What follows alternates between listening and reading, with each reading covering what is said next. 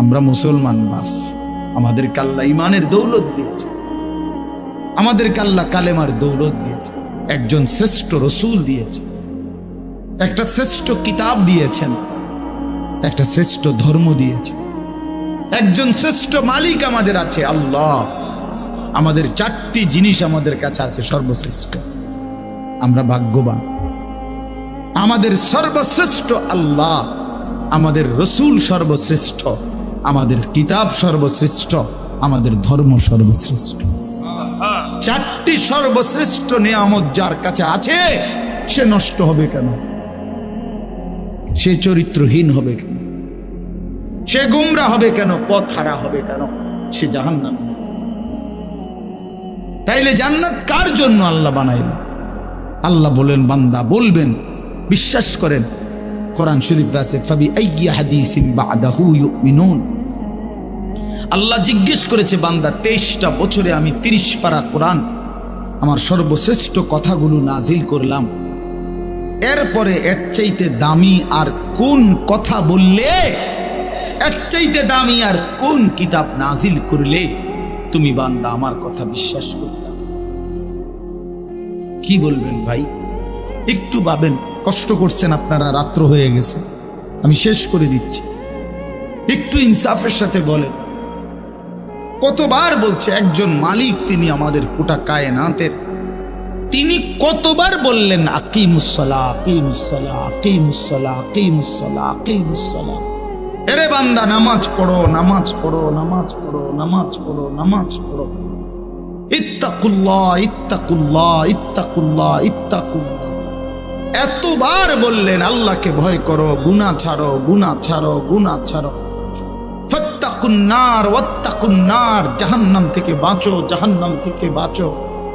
খোদার কসম বাপ, আল্লাহ হাসরের ময়দানে জিজ্ঞেস করবে আমাদেরকে, বান্দা আর কেমনে বললে, কতবার বললে, আর কোন কথা বললে তুমি আমার কথা মানতা? বলো না ভাই। নওজোয়ান ছেলে, তোমরা বলো ভাই, যারা এক ওয়াক্ত নামাজ পড়ো না, কেন পড়ো না? কেন পড়ো না বাপ? বলো না ভাই। আল্লাহর কতবার বললে তুমি শুনতা? ওফ, আল্লাহ জিজ্ঞেস করে। তাফসীরের মধ্যে আছে, উলামায়ে কেরাম বলে রাসূলুল্লাহ সাল্লাল্লাহু আলাইহি সাল্লামও জিজ্ঞেস করে হাসরের যে, উম্মত জানো তুমি 23টা বছর একটানা দিবা নিশি আমি কাঁদছি, আমি কাঁদছি উম্মত 23 বছর। নবী সাল্লাল্লাহু আলাইহি সাল্লাম জিজ্ঞেস করবে আমাদেরকে, 23টি বছর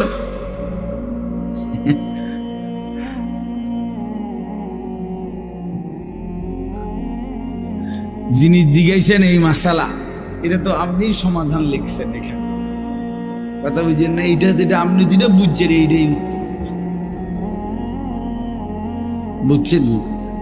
আচ্ছা, তো বলতেছিলাম যে মানে রাসূলুল্লাহ সাল্লাল্লাহু আলাইহি সাল্লাম আমাদেরকে জিজ্ঞেস করে, উম্মত আমি 23টা বছর দিবানিশি কাঁদছি তোদের জন্য, তোদের জন্য।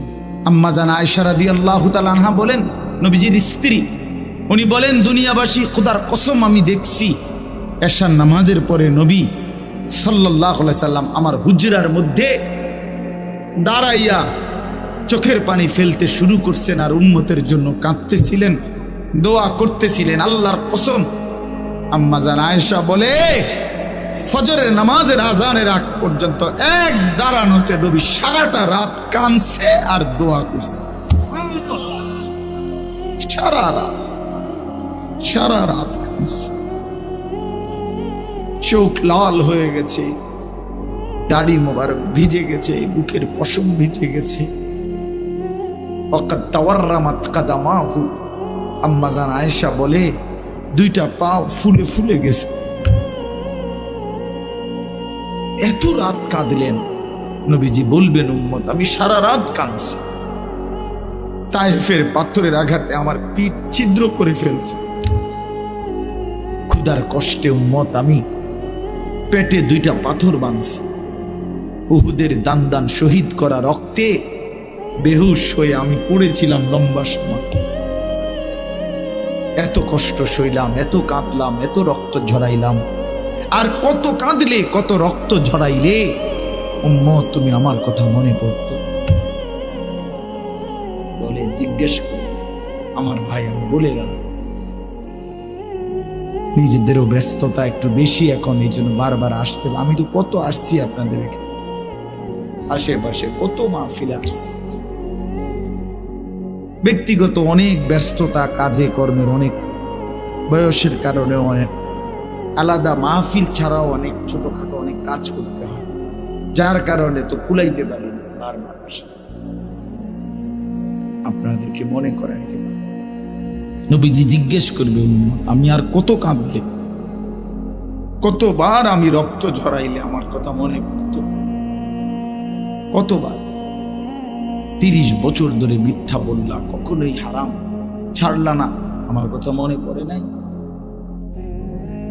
কোরআন শরীফে আছে হযরত মুসা আলাইহিস সালামের সাথে আল্লাহ তাআলা প্রথম যখন তুর পাহাড়ে কথা বলতেছিলেন, তো প্রথম সময় প্রথমবারই মুসা আলাইহিস সালামকে আল্লাহ তাআলা বলছেন, ইন্নী আনা রব্বুক ফাখলা'না আলাইক, যে মুসা আমি তোমার রব, আমি তোমার সাথে কথা বলবো, আমার ওয়াহি তোমার উপর এখন অবতীর্ণ হবে, তো আগে তুমি জুতা খুলে নাও। ফাখলা'না আলাইকা, তোমার জুতা খোলো। তো তাফসীরের মধ্যে লিখছে যে জুতা খুলতে বললেন কেন? আল্লাহর কথা শুনবার আদব এটা, নাই তো জুতা খোলার ওখানে কোনো জরুরত ছিল না। এবং সবচেয়ে বড় কথা হলো তখন প্রচন্ড ঠান্ডা ছিল, প্রচন্ড শীত, এই পরিমাণ ঠান্ডা কুয়াশা ছিল যে মুসা আলাইহিস সালামের স্ত্রী সন্তান সম্ভবা ছিল, মানে গর্ভবতী, তো ওরা কাঁপতেছে শীতে। মুসা আলাইহিস সালাম রাস্তা হারায় ফেলছে, আবার শীতে ঠান্ডায় কাঁপতেছে। এই অবস্থায় মুসা আলাইহিস সালাম ওনার স্ত্রীকে বলছে যে পাহাড়ের এই উঁচু জায়গাটাতে মনে হয় যেন লাল আগুন জ্বলতেছে, মনে হয় সেখানে গেলে কিছু আগুন পাইতে পারি, আমি তোমার জন্য নিয়ে আসি, তুমি এখানে একটু দাঁড়াও, এতে আনলে তুমি আগুনের মধ্যে যদি একটু তাপ নাও তাইলে শীত কমে যাবে কিছুটা। যে না, আমরা গ্রাম অঞ্চলে ছোটবেলাতে আমরাও মনে আছে যে প্রচন্ড শীতের মধ্যে আমরা আগুন পোহাইতাম, আগুন জ্বালাইয়া। তো তাহলে বোঝা গেল প্রচন্ড শীত, কুয়াশা, বরফ। এরপরেও আল্লাহ তাআলা হযরত মুসা আলাইহিস সালামকে এই ঠান্ডা শীতের মধ্যে আগে বলছে, আগে কি করো, জুতা। অথচ তখন আরো মোজা ফিন্দানো আছে, ঠিক না? কিন্তু না, আগে বুঝেন, আগে জুতা। আনা আখতারতুকা, কোরআন শরীফে আছে যে আমি তোমাকে নির্বাচিত করেছি, বাছাই করেছি। ফাসতামি' লিমা ইউহা, তুমি আমার ওয়াহি মনোযোগ দিয়ে শোনো। তাহলে আগে জুতা খোলা। এই জন্য বললাম দাঁড়ায় থাকলে তো জুতা পরে থাকতে হয়, ঠিক না? তো এটা আল্লাহর কথা, আল্লাহর কথা শুনবার জন্য আদব জরুর, আদব জরুর। হাদিসের মধ্যে আছে, প্রিয় নবী সাল্লাল্লাহু আলাইহি ওয়াসাল্লাম বলছেন যে আল্লাহ তাআলা আমাকে সর্বোত্তম ইলম শিখিয়েছেন, সাথে সাথে আল্লাহ তাআলা আমাকে সর্বোত্তম আদব শিখিয়েছেন। আল্লামানি রব্বি ফাআহসানা তা'লিম ওয়া আদ্দাবানি রব্বি ফাআহসানা তা'দীব। আল্লাহ তাআলা আমাকে ইলমও শিখাইছেন সর্বোত্তম, আদবও শিখিয়েছেন সর্বোত্তম। যেন রাসূলুল্লাহ সাল্লাল্লাহু আলাইহি সাল্লামের একটা নড়াচড়া, একটা হাসি, একটা কান্না, একটা হাঁটা, একটা চলা, কোনো কিছু আজ পর্যন্ত 1450 বছরে আপনজন দুশ্মন, ইসলামের পক্ষে হোক বিপক্ষে হোক, কেউ যে এটা একটু দেখতে বেমানা, এটা একটু দেখতে সুন্দর না, এমন কোনো একটি বিন্দু নবীজির একটা নিঃশ্বাসও এমন প্রমাণ করতে পারেনি। বরং রাসূলুল্লাহ সাল্লাল্লাহু আলাইহি সাল্লামের প্রতিটা নড়াচড়া সবটাই সবচেয়ে সুন্দর। সুবহানাল্লাহ। তিনি হাসলেও সুন্দর, কাঁদলেও সুন্দর, তিনি হাঁটলেও সুন্দর, বসলেও সুন্দর, তিনি কথা বললেও সুন্দর, চুপ থাকলেও সুন্দর। কথা বললেও সাহাবীরা তাকায় থাকতেন, নবীজি চুপ থাকলেও সাহাবীরা তাকায় থাকতেন। অনেক সাহাবী এমন ছিল যে শুধু আল্লাহর নবী সাল্লাল্লাহু আলাইহি সাল্লামের চেহারা মোবারকের দিকে তাকায়েই থাকতেন। তা আবার কোনো কথাবার্তা নাই, তো আবার চলে যাই। নবীজি এরকম অনেকে জিজ্ঞাসাও করছেন যে আসো, বসো, তাকায় থাকো, আবার চলে যাও, কখনো তো কিছু বলো না। তো বলতেন যে ইয়া রাসূলুল্লাহ, যখনই কোনো দুঃখ, বেদনা, পেরেশানি, অস্থিরতা হয় মনে, জিন্দিগিটা যখন কোনো অশান্তি লাগে, অস্থিরতা লাগে, তা আপনার সামনে আসি, আপনার এই পবিত্র চেহারা মোবারকের দিকে কিছুক্ষণ তাকাই, তো জিন্দিগির সব দুঃখ পেরেশানি দূর হয়ে যায়। আপনার চেহারাই শান্ত, আপনার চেহারাই শান্ত। এজন্য বাপ আদব জরুর। রাসূলুল্লাহ সাল্লাল্লাহু আলাইহি ওয়াসাল্লামকে আল্লাহ তাআলা সর্বোত্তম আখলাক শিখিয়েছে। এজন্য নবী সাল্লাল্লাহু আলাইহি সাল্লাম যেভাবে ওযু করতেন, ইস্তিনজা করতেন, পেশাব পায়খানা, খাওয়া, ঘুম, সবকিছু মডেল, সবকিছু সুন্দর, সবকিছু সুন্নাত। এবং গোটা পৃথিবীতে সবার কাছে এটা পরীক্ষিত। আজকের এই দিন পর্যন্ত আল্লাহর নবী সাল্লাল্লাহু আলাইহি সাল্লামের কোনো নিয়ম নীতি, চলাফেরা একটাও কেউ এর চাইতে উত্তম কিছু পৃথিবীতে পেশ করতে পারে। এটা একদম সত্য কথা। এই জন্য দয়া করে আল্লাহর কথা মনোযোগ দিয়ে শুনতে হয়, আদবের সাথে শুনতে হয়, কম হোক। আমি সব সময় বলি, কত মুসলমান আমরা আল্লাহর কথা শুনি, কিন্তু শুধু কেবল একটু আন্তরিকতা, আগ্রহ, এর অভাবে পরিবর্তন হয় নাই। তো বিশ্বাস করেন, আপনাদের এলাকার ওলামায়ে কেরাম, মসজিদের ইমাম সাহেব, জুমার নামাজের বয়ান, সবকিছুই গুরুত্বপূর্ণ, সকল কথাই আলেমরা বলে, কিন্তু হয় আপনি জিমাইছেন, নয় আপনি জুরাইছেন, নয় আপনি মনোযোগ দেন নাই, অথবা আপনি বুঝতেই চেষ্টা করেন। ও মাইতো না চাই হুজুরা, কত কথাই সব হই না কি আর চলন যাবে, এই কথা বলি আর সবগুলোই ফেলাই দিছে। কথা বুঝছেন না? আও এত সব ধরলে কোনো অনকার যুগে আর চলা যাইতো না।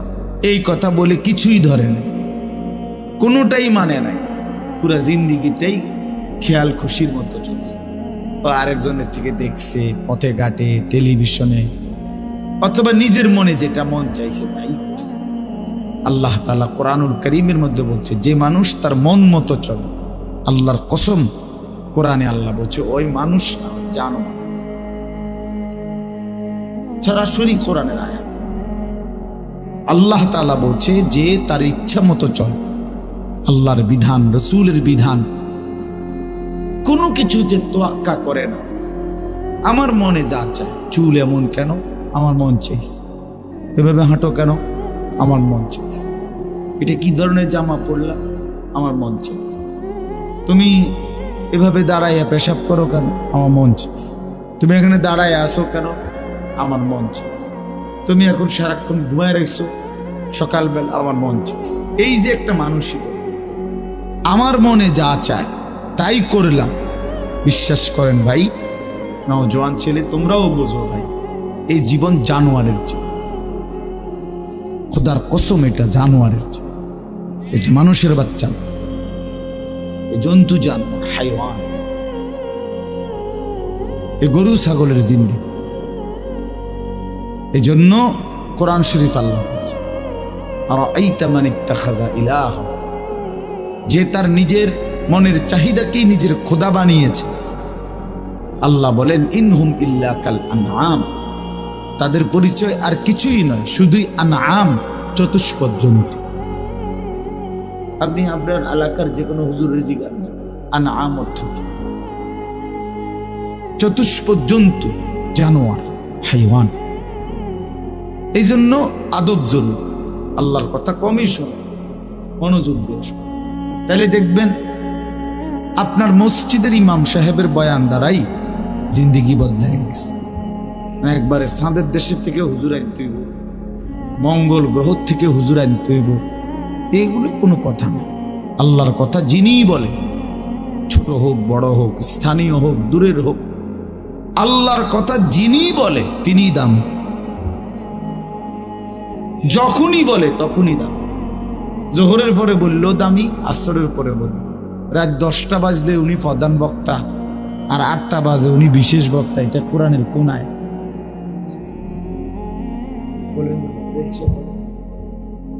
কথা বুঝছেন না?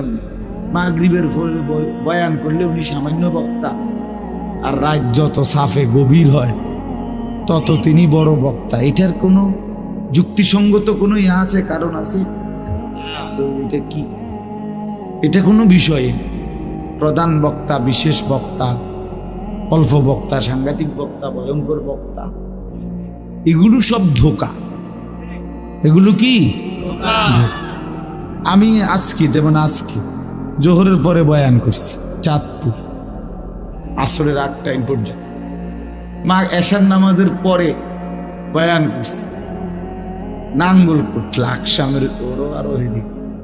আমার একটা বিশেষ কারণে আমি ওখানে যাইতে হয়েছি, এই কারণে আমার এখানে দেরি হয়েছে। আমার এটা আগের নেওয়া মাহফিল, আব্দুল বাতেন ভাই বহু আগে দাওয়াত দিয়েছে, কিন্তু ওইখানে আমি এতটা বড় মাপের বুজুর্গ আলেম আমারে আবদার করছে হাতে ধরে না যাই। আবার খুব কষ্ট করে আমি গেছি, মানে বহুত কষ্টে উড়াই আসছি। আপনি সারাটা দিন পথে পথে, সারাদিনে আমি আজকে এখনো বৈশা ভাত খাইনি। এমনি বললাম, মানে নাস্তা টাস্তা করছি গাড়িতে বসে বসে, সব গাড়িতে বসে বসে। তো এই যে বললাম বিষয়টা অর্থ হইল, তাহলে এখন আমি আসরের আগে যে বয়ান করলাম তখন আমি কি বলবো? বুঝেন নাই? এসার পর যে বয়ান করলাম তখন হিসেবে আমি কি বলবো? কখন আমি কি বলবো? এটি বুঝি কথা। এই সময় আমি অল্প বুদ্ধুর বক্তা, অনসাংঘাতিক বক্তা, এইটা কোনো কথা না। আল্লাহর কথা যখনই বলা, আল্লাহর কথা বলতে থাকে। ফজরের পরে, জোহরের পরে, কখনো 10 মিনিট, কখনো 1 ঘন্টা, যতক্ষণ বলা যায় বললেই লাভ, খুললেই লাভ, জবান খুললেই লাভ, আল্লাহকে ডাকলেই লাভ, আল্লাহকে ডাকলেই লাভ। সুবহানাল্লাহ একবার বললেও নাকি, 1000 বার বললেও নাকি, একবার বললে একবারের নাকি, 1000 বার বললে 1000-এর নাকি। কথা বুঝছেন না? এই জন্য বাপ আমার, ভাই আমার, বন্ধু আমার, এটা বোঝা উচিত। আমি প্রতিদিন বয়ানের শুরুতে 10-20 মিনিট সময় এই কথাটা বুঝাইতে চেষ্টা করি যে আপনারা সকল আলেমদের কথাকে কদর। জনপ্রিয়তা এটা একটা ধোঁকা, অর্থাৎ এটা আল্লাহ তাআলার একটা ইচ্ছা। হয়তো কখনো আল্লাহ তাআলা আপনার কাউকে একটু বেশি মানুষের সামনে বলায়, কখনো কাউকে কম মানুষের সামনে বলায়। এটা কোনো অপমান, বেইজ্জতি, ইজ্জতের কিচ্ছু নেই। 1 লাখ মানুষ মনে করেন আজকে আমার বয়ানে এখন বসলো, 1 লক্ষ মানুষ আমারে স্লোগান দিয়া কোম্পানিগঞ্জ স্টেশনে দিয়ে আসলো, সম্মান দেখাইলো সবাই। আপনি বুঝলেন আর কি আমি খুব জনপ্রিয়। তো আল্লাহ তাআলা বললেন আনিস আমি নিলাম না। হ্যাঁ, এরপরে বুঝেন নাই আমার কথা? আল্লাহ তাআলা বলল আমি নিলাম না, আমি তোমার এই গ্রহণ করলাম না। তখন তো কুত্তার সমান মর্যাদা হবে, তখন তো জন্তু জানোয়ারের সমান মর্যাদা। আল্লাহ যদি কাউকে প্রত্যাখ্যান করে সারা পৃথিবী শিক্ষার লিখি। আল্লাহ গ্রহণ করা এটা সবচেয়ে বড় কথা। আপনারা জানেন, অবাক হবেন। ছেলেরা ভাই মোবাইলগুলো নামায় দাও, নাম এমনি শোনো ভাই, ভালো হবে। আমার কথাটা শোনো, ভালো হবে। হাতে ধরা যেই মোবাইলগুলো সব নামায় ফেল, এমনি শুনো, এমনি যখন আমরা সামনে নাই তখন মোবাইল থেকে শুনি। এখন তো আলহামদুলিল্লাহ আমরা উপস্থিত আছি এখানে, ঠিক না? মেহেরবানি করে আন্তরিকতা নিয়ে চেহারার দিকে তাকায়া শুনলে পাব। এই সারাক্ষণ মোবাইল নিয়ে ব্যস্ত থাকলে এটা এক ধরনের রোগ আসবে, বাস্তব। আপনি ডাক্তারকে জিজ্ঞাসা করেন, মোবাইলের এই আসক্তি, নেশা, সারাক্ষণ এটা ছাড়া চলতে না পারা, এটা এক ধরনের রোগ, মানসিক। সত্যি কথা, এটা একটা মানসিক। আমি নিজে আমার একজন আত্মীয়, নামাও না ভাই, নামাও না,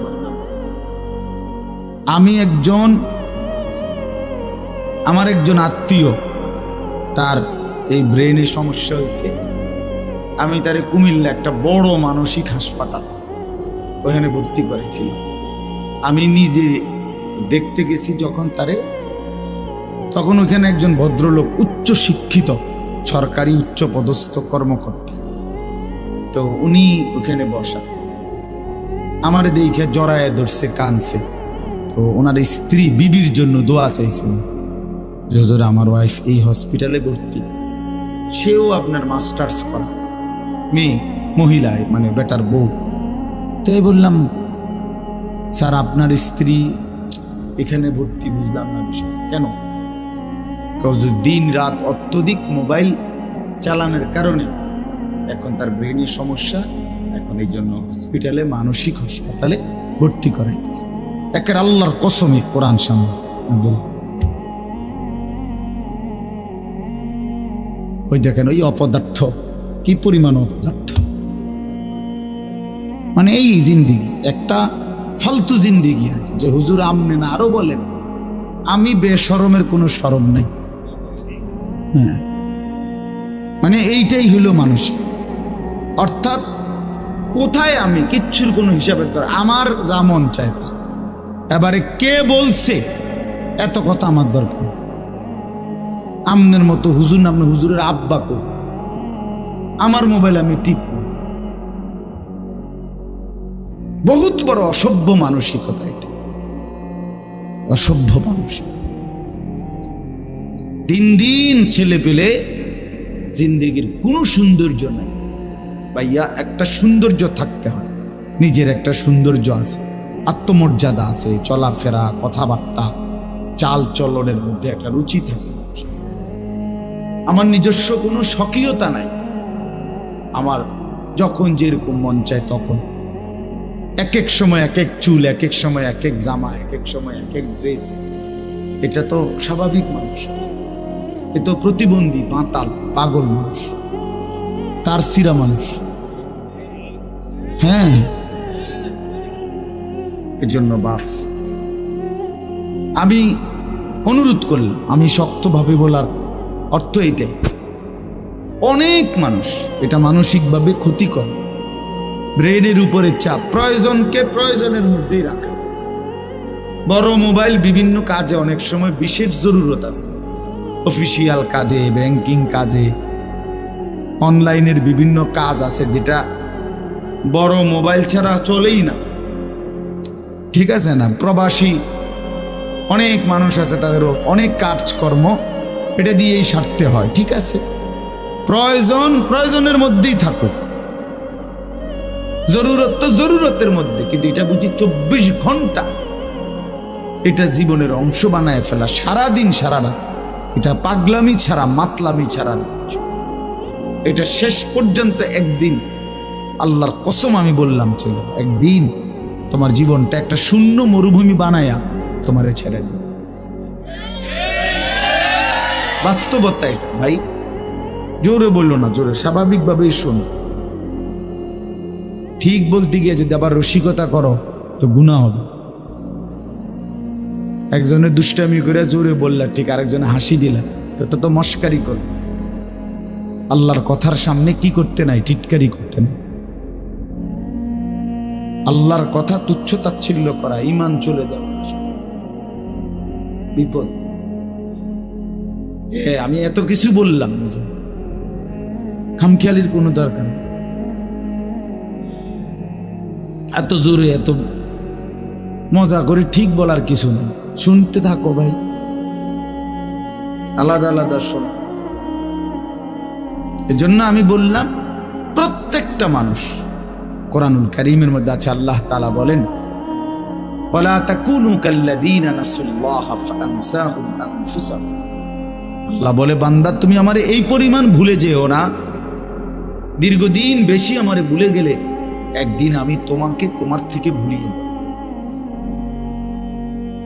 একদিন তুমি টোটালি ভুলে যাবা তুমি মানুষের বাচ্চা, একদিন তুমি পুরা ভুলে যাবা তুমি মুসলমান।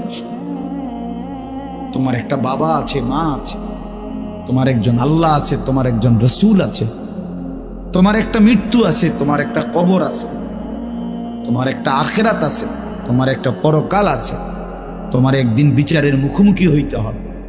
এই কথাটা যদি টোটাল ভুলে যাও সেটা অনেক বড় অধপতন, অনেক বড় মুসিবত। যে গন্তব্য জানে না, মঞ্জিল চিনে না, তার জন্য এটা অনেক বড় বিপদ।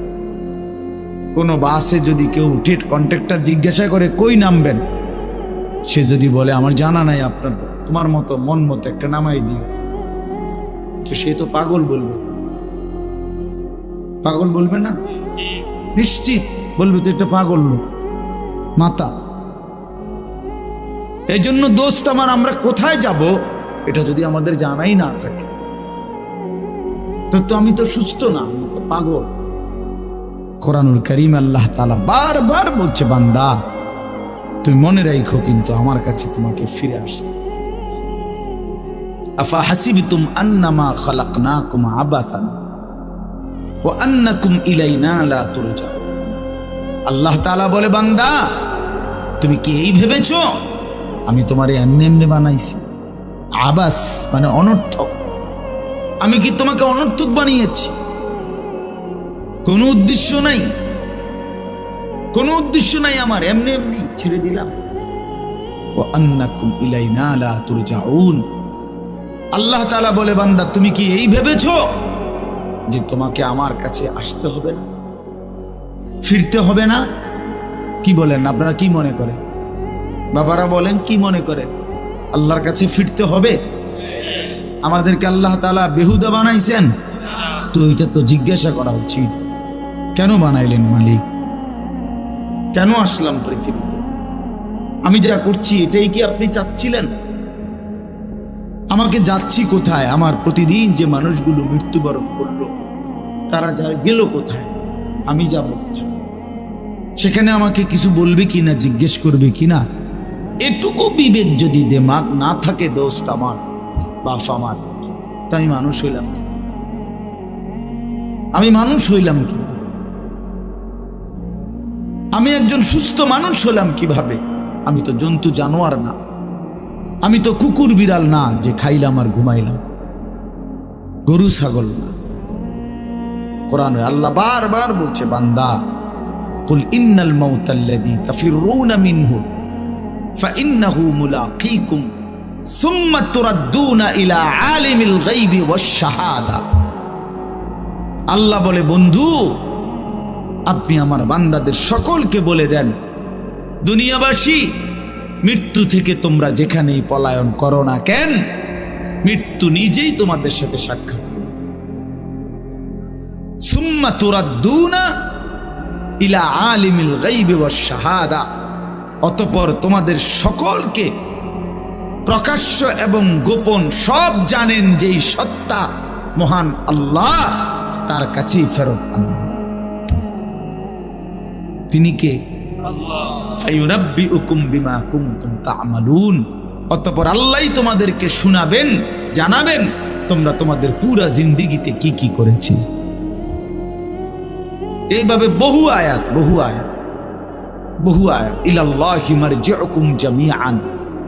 আল্লাহ বলে তোমাদের সকলকে আমি আল্লাহর কাছে ফিরতে হবে।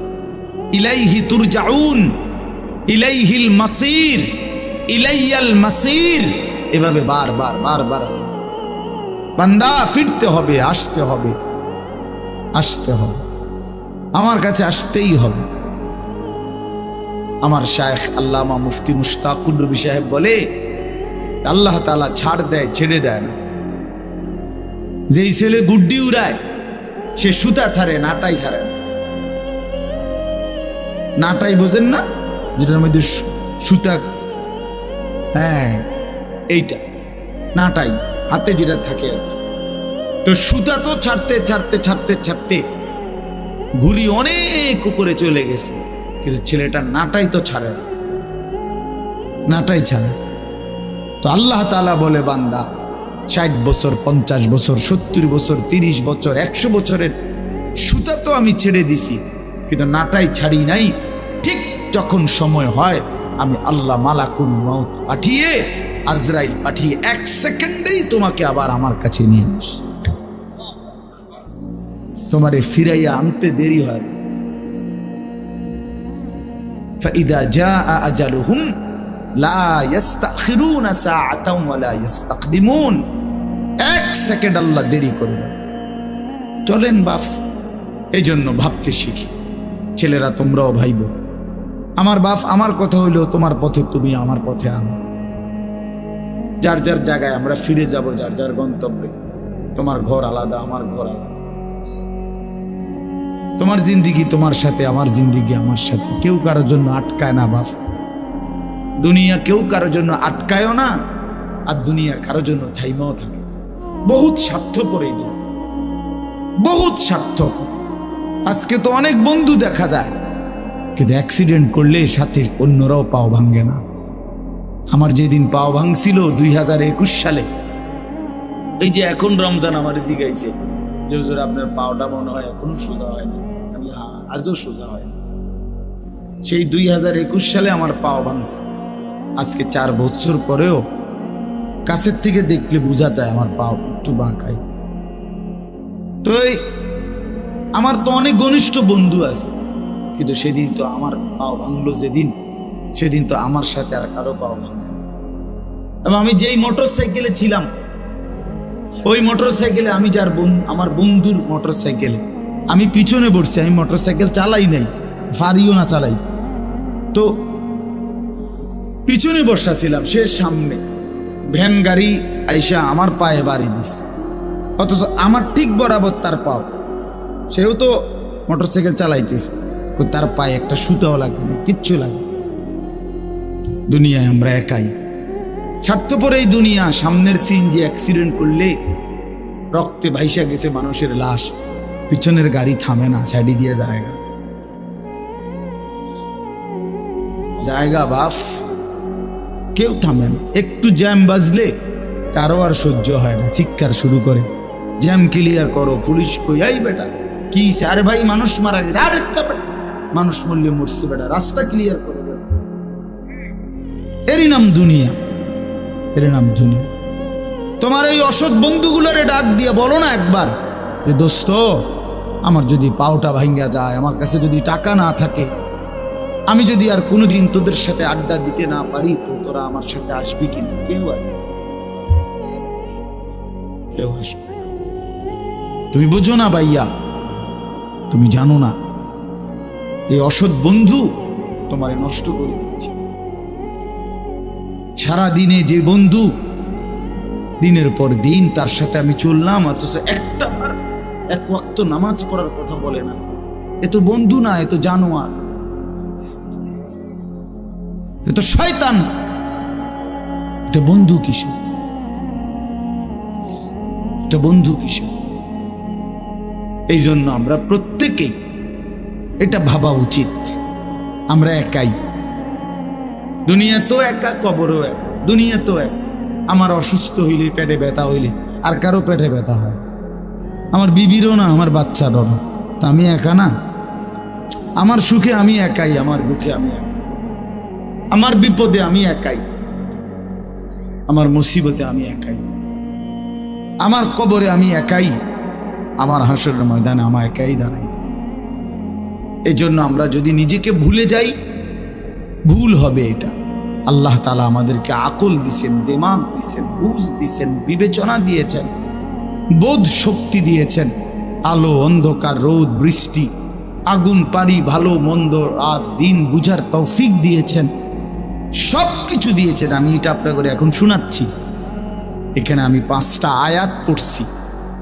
এই ছোট্ট অল্প একটু সময়ে এই আয়াতগুলোর তর্জমা শুনুন, তাইলে আমার কথা শেষ। শুরুতে আমি এটা বলে নিলাম, আল্লাহর কথা মনোযোগ দিয়ে শুনবেন।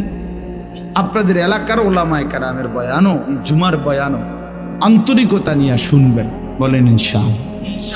অনেক চাচা বয়স্ক মুরব্বী, অনেকের মানসিকতা হলো এই জুমার বয়ান হয় মসজিদে, উনি বসে বসে ঝুলায়,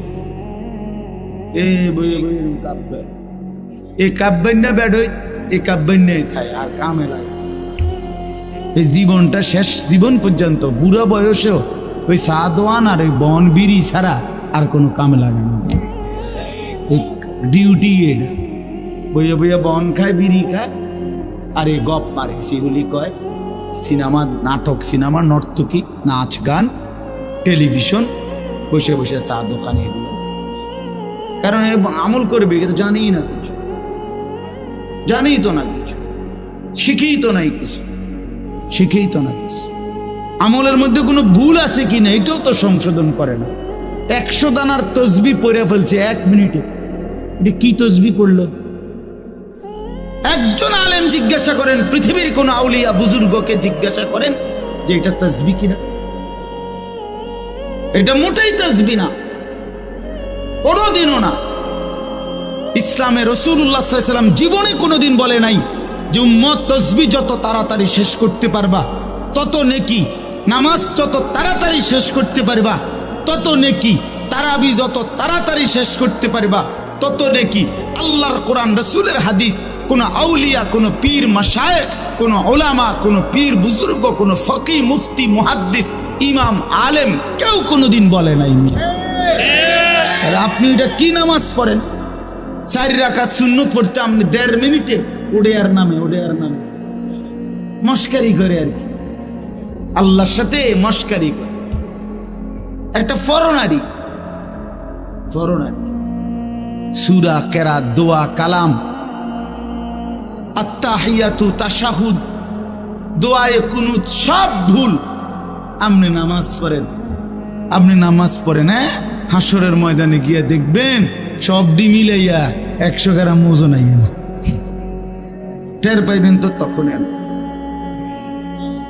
কথা বুঝেন নাই? আমরা হুজুররা আজীবন শুদ্ধ কোরআন পড়তে হবে, আর আমনে ভুল কোরআন পড়ে বেহেশতে চলে যাবেন। বেহেশত এরকম বেইনসাফির জায়গা, বেহেশত ইনসাফের জায়গা। নামাজ, রোজা, হজ, যাকাত, জিকির, তেলাওয়াত, কোরআন, এর জন্য আপনার জন্য যে আইন, আমার জন্য সে আইন। আমার জন্য যে আইন, আপনার জন্য সে। রাসূলুল্লাহ সাল্লাল্লাহু আলাইহি সাল্লামের জন্য কোরআন শরীফ শুদ্ধ করা ফরজ, আর সাহাবীদের জন্য কোরআন শরীফ কোন রকম পড়লেই চলতো, এটাই নিয়ম ছিল তো। তাই আমনে সাধারণ মানুষ, আমনে পাবলিক, আমনে ছোটবেলায় পড়েন নাই, আপনি স্কুলে পড়ছেন, আপনি কলেজে পড়ছেন, এই সমস্ত কথা বললেই আপনার কোরআন শরীফ অশুদ্ধ, সূরা কেরাত অশুদ্ধ, তাইলে আপনি মাফ পেয়ে যাবেন, এ কথা আপনারে কে বলল? পাবলিক হইলে কোরআন শরীফ শুদ্ধ করতে হয় না, এ কথা আপনারে কে ফয়সালা দিল? বলেন চাচা, একজন চাচা বলেন। কথাটা বুঝছেননি আমার চাচা? না, আপনি গ্রামের মানুষ হইলে আপনার সূরা কেরাত শুদ্ধকরণ লাগবে না, আপনি ভুল করেই সারব। আপনার এই কথা ফয়সালা দিছে কে? কোন হুজুর? তার বিচার হয়ে যাবে। বলেন মিজান ভাই, আপনি জিজ্ঞান কে বললো এই কথা? এরকম কোনো অধিকার আছে কারো সিদ্ধান্ত দেওয়া? স্কুলে পড়লে, কলেজে পড়লে তোমার আর কোরআন শরীফ শুদ্ধ করতে হবে না ভাইয়া, এ কথা তোমারে কে বলল? কে বলল এটা? রাসূলুল্লাহ সাল্লাল্লাহু আলাইহি ওয়াসাল্লামের সামনে যে সাহাবী দাঁড়াইতেন আবু বকর, আর পিছনে যে সাহাবী, সকলের কোরআন শরীফ সমান শুদ্ধ ছিল, সকলের রুকু সেজদা সমানভাবে বিশুদ্ধ ছিল। পিছনের ওয়ালার সেজদা আর সামনের ওয়ালার সেজদা বরাবর ছিল। মস্কারি করে আমরা গ্রামের মানুষ, হুজুর আমরা এলাম সাদা সিধা মানুষ, কোন রকম, হ্যাঁ কোন রকম কদ্দুর দিন আইনা দিন খাই, আলাপ করে আলাপ। আপনার এই সমস্ত আলাপে হবে না বাপ, বিশ্বাস করেন না, হবে না। কোরআনুল কারীমের মধ্যে আল্লাহ বলছেন, ফামান কানা ইয়ারজু লিকা রাব্বিহি ফালিয়ামাল আমালান সালিহা ওয়ালা ইউশরিক বিইবাদাতি রাব্বিহি আহাদা। রব্বুল আলামিন বলেন, আখিরাতে যারা যারা আমি আল্লাহর সাক্ষাৎ তথা জান্নাত পেতে চাও, দুইটা আমল, দুইটা বিষয় লাজেম। এক নাম্বার, ফালিয়ামাল আমালান সালিহা, প্রতিটি আমল করতে হবে সালিহা, বিশুদ্ধ। যদি আমি আল্লাহর সাক্ষাৎ চাও, যদি জান্নাত পেতে চাও, ফালিয়ামাল আমালান সালিহা। কোরআনুল কারীমের সমস্ত জায়গায় আল্লাহ আমলের সাথে সালেহ এই শব্দ যোগ করেছেন। শুধু আমল মন মতো করতে বলে নাই, সালেহ হইতে হবে। ইল্লাল্লাযীনা আমানু ওয়া আমিলুস সালিহাত ওয়া'দাল্লাহুল্লাযীনা আমানু মিনকুম ওয়া আমিলুস সালিহাত। বারবার আল্লাহ বলছেন, বান্দা আমল হতে হবে বিশুদ্ধ। নেক আমল মানে বিশুদ্ধ আমল, বিশুদ্ধ আমল হইলেই নেক আমল। বোঝেন নাই? যে আমল বিশুদ্ধ আমল, ওই আমল নেক আমল। যেটা নেক আমল ওইটা বিশুদ্ধ আমল। মানে বিশুদ্ধ আমল না হলে সেটা নেক আমল হয় না। নেক আমল হইতে হইলে বিশুদ্ধ আমল ছাড়া হবে না। হবে? হ্যাঁ হ্যাঁ। কোন সাধারণ থেকে সাধারণ মানুষের জন্য জমি দলিল করার নিয়ম যা, একেবারে উচ্চ শিক্ষিত ডক্টরেট ডিগ্রিধারী ব্যক্তির জন্য জমি দলিল করতে নিয়মটা। কথা বলেন না কেন? দুনিয়ার নিয়ম বরাবর মিয়া, তাই আখিরাতের নিয়মের ব্যাপারে বরাবর হবে না কেন? আপনারা ভুল করবেন না। আমি অনুরোধ করলাম, রাত গভীরে বললাম আপনাদেরকে, বয়স্ক চাচারা, বাবারা, হায়াতের যেটুকু বাকি আছে এটুকু সময় কাজে লাগান, এটুকু সময় কাজে লাগান। 60 বছর আল্লাহর দেওয়া নিয়ামত। সকলকে আল্লাহ তাআলা 60 বছর পর্যন্ত হায়াত দেয় না বাবা। কোরআন শরীফে আছে, আল্লাহ বলেন, অমিনকুম মান ইউতাওয়াফা মিন ক্বাবলু, অগণিত লোককেই আমি আল্লাহ বৃদ্ধ পর্যন্ত পৌঁছবার আগে আগেই মৃত্যু দিয়ে। হযরত ইবনুল জাওজি একজন বিশ্ববিখ্যাত মুহাদ্দিস আলেম ছিলেন। তিনি বলছেন, ইবনুল জাওজি তিনি যুবকদেরকে লক্ষ্য করে বলছেন, হে যুবক, তোমরা প্রত্যেকেই নিজ নিজ মহল্লার আশেপাশে হিসাব করে দেখো তোমার সমবয়সী কিশোর যুবক কতজন আর সমপরিমাণ বৃদ্ধ কতজন। তাহলে দেখবা তোমার সমবয়সী কিশোর যুবক যদি হয় 30 জন 50 জন, তো তোমার বাড়ি পাড়া মহল্লায় তার সাথে হিসাব করলে বৃদ্ধ হবে 2 জন 3 জন 1 জন। তাহলে বোঝা গেল অধিকাংশই যুবকই বৃদ্ধ হয়, বৃদ্ধ হয়। তিনি বলছেন, হাসান বসরি রহমতুল্লাহ আলাই, ইন্না যারআ কাদ তুদরিকুল আহাতু ক্বাবলা আন ইয়াবলুগা। তিনি বলছেন, হে যুবক, তুমি লক্ষ্য রেখো, একটি গাছের মধ্যে ফল ধরবার আগে যেই ফুল ধরে যতগুলো, সবগুলো ফুল ফলে পরিণত হয় না। যতগুলো ফল বের হইছে সবগুলো পাকা পর্যন্ত যায় না, তার আগেই ঝরে পড়ে অগণিত। একটি আম গাছে যতগুলো মুকুল ফুল ধরে, ফুল বের হয়, সবগুলো বড় বড় আম হয়? বলেন না বাপ? ঝরে যায় অগণিত ফুল। এরপরে যেগুলো আম হয় ছোট ছোট, তো সবগুলো ছোট্ট আম বড় হইয়া পাকা পর্যন্ত পূর্ণ হয় না, ঝরেই যায় বেশি। থাকে কয়টা? অল্প। এজন্য মানুষের হায়াতে বৃদ্ধে পৌঁছবার আগে আগেই ঝরে যায় বেশি, কবরে চলে যায় বেশি। এটাই সত্য, এটাই বাস্তবতা। প্রত্যেক বাড়িতে বাড়িতে আছে। মানুষ বলে যে এই চাচা, এই দাদা আমগো বাড়ির মধ্যে হুজুর আরে শেষ মুরব্বী। ঠিকই না বলেন না? চাচাই আর বাচ্চা রয়েছে, দোয়া করেন, জেঠার জন্য দোয়া করেন, এরকম বলে না? আমাদের কাছে তো বলে। তো বাড়িতে তখন অনেক লোক আছে, ছেলে পেলে, কিন্তু বয়স্ক লোক আছে কয়জন? 1 জন 2 জন 1 জন। এই জন্য যুবক অনেক নওজোয়ান বসছো ভাইয়া, আমি অনুরোধ করলাম, দোস্ত আমার, বন্ধু আমার, নিজেরে নষ্ট করে দিও না বাপ, নিজেরে নষ্ট করে দিও না।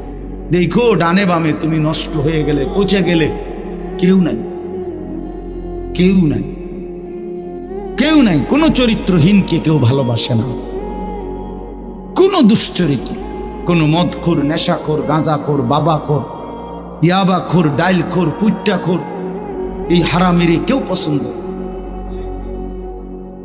কোনো সুদখোর, কোনো ঘুষখোর, কোনো কিস্তিওয়ালা, এরে কেউ পছন্দ করে, কোনো হারামখোরকে কেউ পছন্দ করে।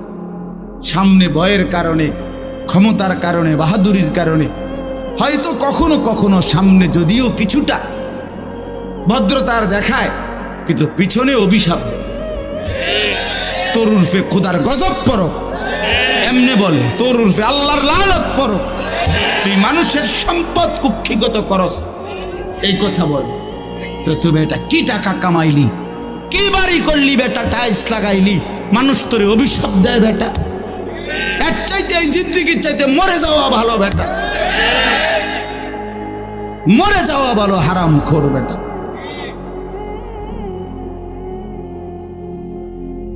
এই জন্য বাপ, কোন নাফরমানকে কেউ পছন্দ করে না, কোন জালেমকে কেউ সম্মান করে না, মহব্বত করে না। আল্লাহ তাআলা আল্লাহর নজর থেকে, বিশ্বাস করেন যে আল্লাহর নজর থেকে সরে যায় প্রত্যেক পাপী, নাফরমান পাপী আল্লাহর দৃষ্টি থেকে, আল্লাহর রহমের দৃষ্টি থেকে সরে যায়। আর আল্লাহর নজর থেকে সরে যায় যে, আল্লাহর কসম গোটা মাখলুক তাকে নিন্দাই করে, মালউন হয়, সমস্ত সৃষ্টির কাছে সে অভিশপ্ত। আল্লাহর রহমের নজর যার উপরে পড়ে তারে গোটা সৃষ্টি ভালোবাসে। ইন্নাল্লাযীনা আমানু ওয়া আমিলুস সালিহাত সায়াজআলু লাহুমুর রাহমানু ওয়ুদ্দা।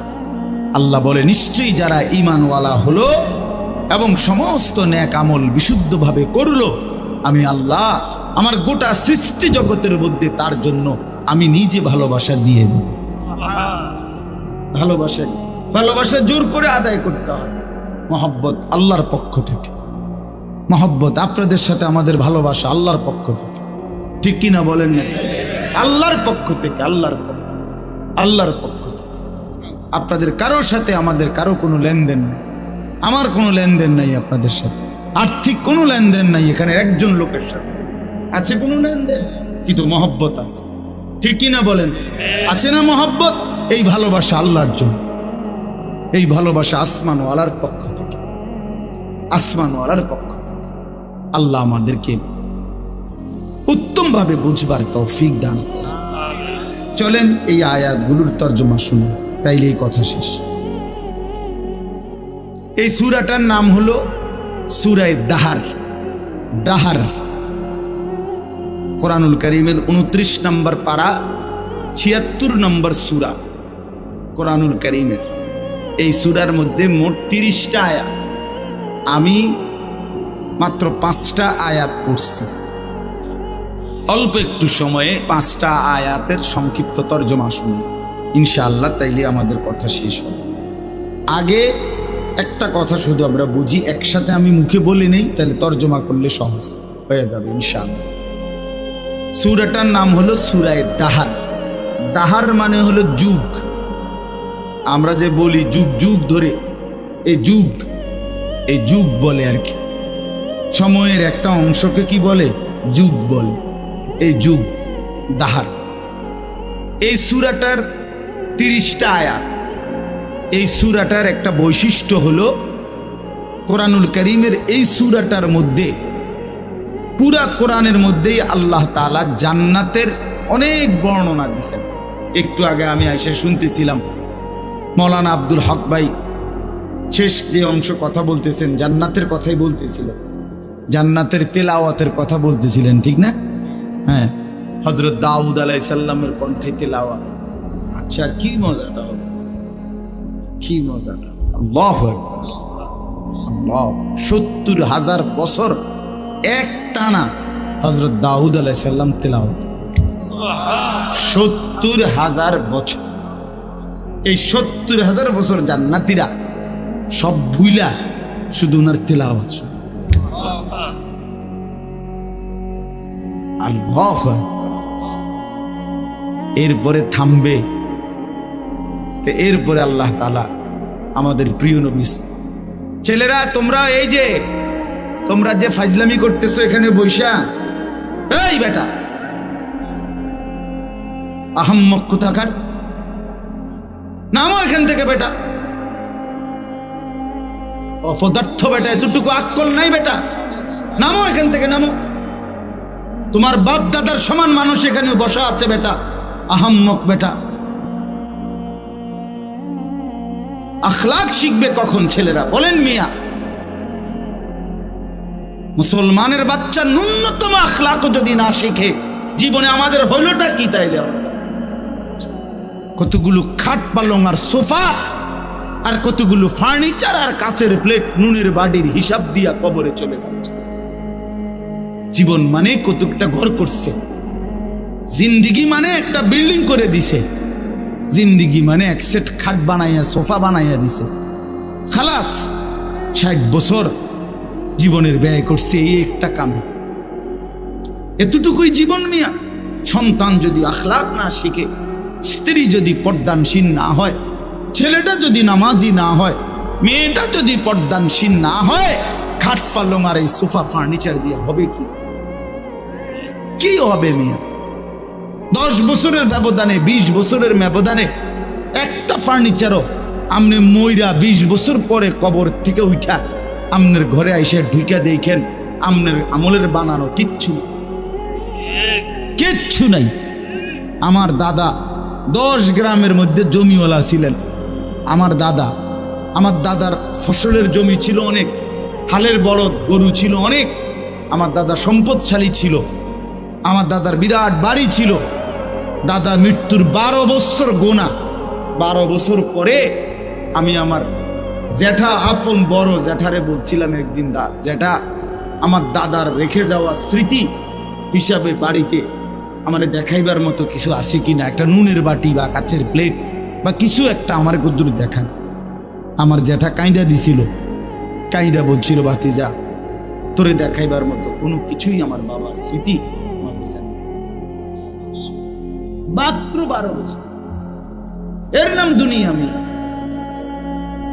ধোকার এই দুনিয়ায় কিচ্ছু রাখে না, কিচ্ছু রাখে না। শুধু শুধু মুসলমান আমরা, ছেলের নজর নাই, মেয়ের নজর নাই, মা কি করে না করে পোলা ফাইন হেবড়া হেবড়া পয়সা কামায়, হেবড়া শুধু ঘরে বানায়, হেবড়া শুধু ফার্নিচারে কেন, আর পোলাও মানুষ, মেয়েও মানুষ। 365 দিনে খোদার একটা বছরে কোনোদিন ফজরের নামাজ পড়ে না, এত বড় জানোয়ার মুসলমানের ঘরে ঘুমায় কেমনে বেটা? তার যদি বাপ থাকে, তার যদি মা বাইচা থাকে, যদি মা বাইচা থাকে, যদি বাপ বাইচা থাকে, এই সন্তান এত বড় জানোয়ার হইল কেমনে? তুই কোন মার ঘরে জন্ম নিলি না ফরমান? তুই কোন বাপের ঘরে জন্ম নিলি? কোনদিন ফজরের নামাজ পড়স না হাইওয়ান, তুই পৃথিবীতে আসলি কেন? কে তোরে বানাইল বেটা? তো কুকুর বিড়ালের জিন্দেগি, এটা তো জন্তু জানোয়ারের জিন্দেগি। জীবনের হিসাবে তো মিলাইতে জানেন না। ভাতের থালা কতটি ভাত খাইতে এলিস ভালো, খাইয়া পড়িয়া ভালো আছে, খাইয়া পড়িয়া মানুষ ভালো থাকে না।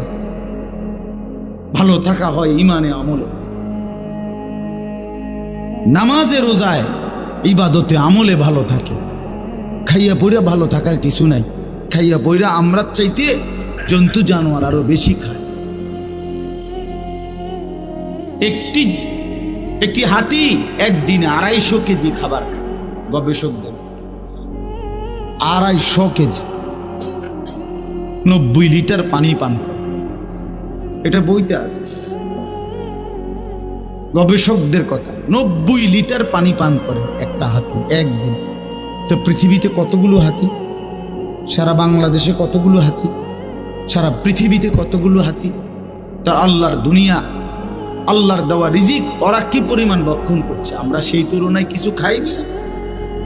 কি খাই আমরা, কি খাই আমরা?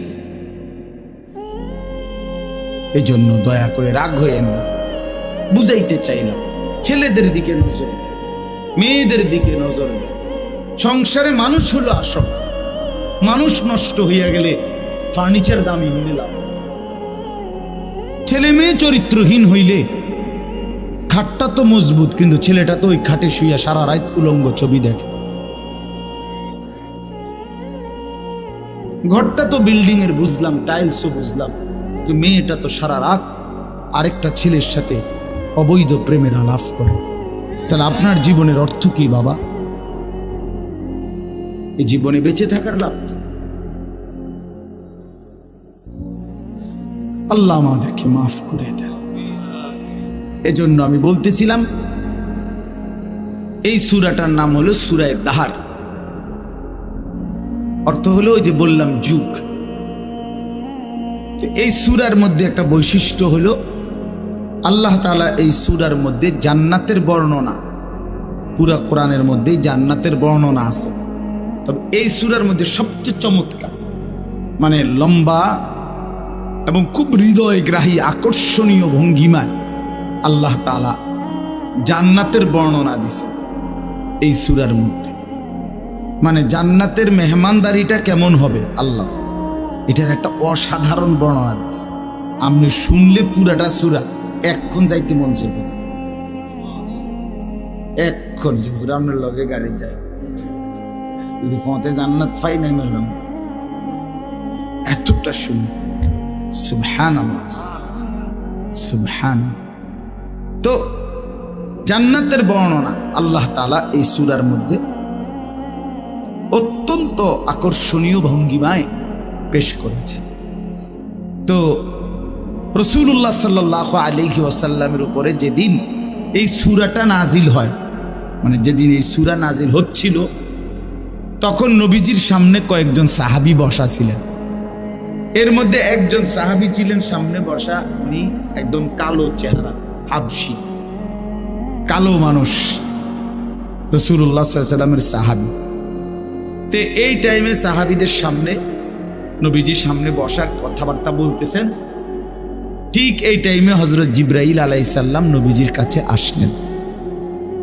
তো নবীজি সাল্লাল্লাহু আলাইহি সাল্লামের কাছে জিবরাইল যখন আসতেন কোরআন নিয়া, মানে ওহী নিয়া, তখন আল্লাহর নবী সাল্লাল্লাহু আলাইহি ওয়াসাল্লামের চেহারা মোবারক বদলে যেত, চেহারার রঙই পাল্টায় যেত। তো সাহাবায়ে কেরাম চেহারার দিকে তাকাইলেই বুঝতেন জিবরাইল আসছে।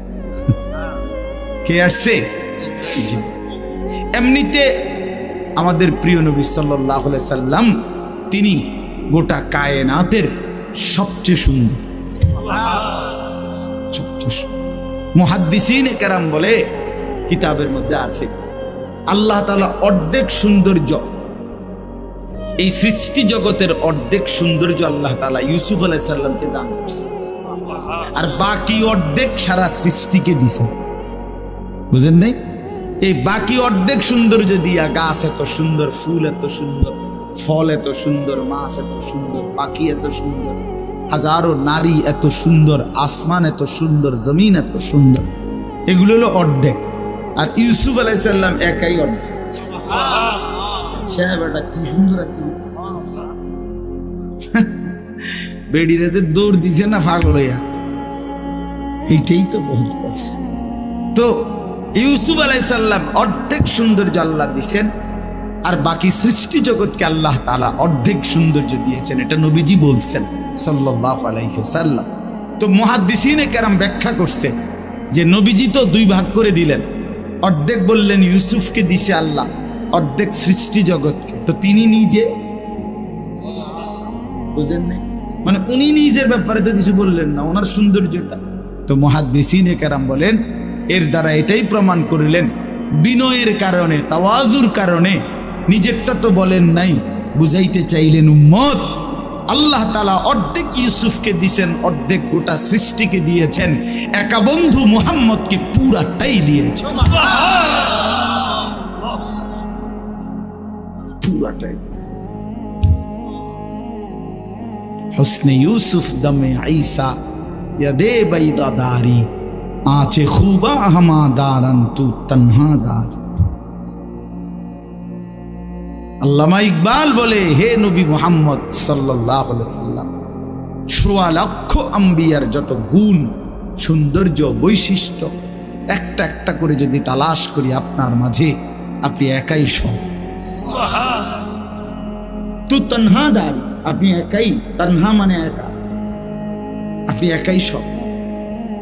সব রং, সব ঢং, সব সৌন্দর্য, সব গুণ, সব সিফাত আপনার মধ্যে। আপনার কি পরিমাণ সুন্দর ছিলেন নবীজি, সুবহানাল্লাহ, কি পরিমাণ সুন্দর ছিলেন। হযরত আয়েশা রাদিয়াল্লাহু তাআলা আনহা একদিন বলছিলেন, দুনিয়াবাসী শুনছি ইউসুফ আলাইহিস সালামের সৌন্দর্য দেখে মহিলারা নাকি হাত কাইটা ফেলছে। আমার স্বামীর সৌন্দর্য যদি এক নজরে দেখতো, বেটিরা কলিজা কাইটা ফেলত।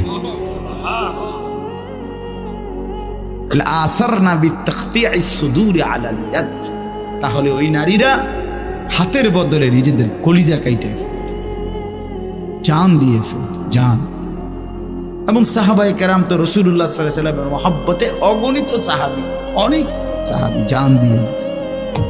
निकल जाए दम तेरे कदमों के नीचे, यही दिल की हसरत, यही दिल की आरज़ू है। हाँ, साहबाए केरामेर मानसिकताई ছিল যে হে প্রিয় বন্ধু, হে প্রিয় নবী, আপনার কদমের নিচে জীবন দিয়ে দিলাম, এটাই দিলের তামান্না ছিল, এটাই দিলের আফসোস ছিল, আফসোস ছিল। তো আল্লাহ নবী সাল্লাল্লাহু আলাইহি সাল্লাম সাহাবীদের সামনে বসা, তো জিবরাইল আসলেন, কোরআন নাজিল করলেন।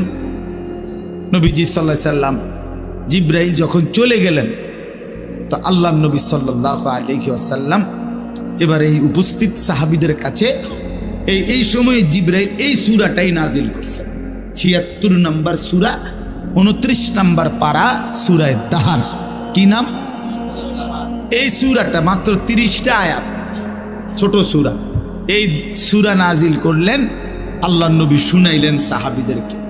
এই শুনাইছে যে এই জান্নাতের এমন বর্ণনা এই সূরার মধ্যে, বললাম না এতটা সুন্দর, এতটা হৃদয়, কলজা শুদ্ধা লাইরা ফেলে। এইটা শুইনা নবীজির জবানে, ওই যে সামনে যে একজন বললাম কালো রঙের সাহাবী ছিল, সাদা সিধা মানুষ, এমন কোনো উল্লেখযোগ্য না উনি, কিন্তু উনি রাসূলুল্লাহ সাল্লাল্লাহু আলাইহি সাল্লামের জবানে এই সূরার তেলাওয়াত শুইনা, জান্নাতের বর্ণনা শুইনা একটা চিৎকার মারছে। এক চিৎকারে ওইখানেই তাফসীরে কুরতুবীতে লিখছে, ওইখানেই তিনি ইন্তেকাল করছে, সাথে সাথে জান দিয়ে ফেলছে। জান্নাতের আশা, জান্নাতের আগ্রহে। তাফসীরের মধ্যে আছে যে নবীজি তখন সাহাবীদেরকে বললেন, লাকাদ আখরাজা নাফসা সাহিবিকুম আশ-শাওকু ইলাল জান্নাহ, তোমাদের এই বন্ধু জীবন দিল জান্নাতের শৌক, জান্নাতের আগ্রহ।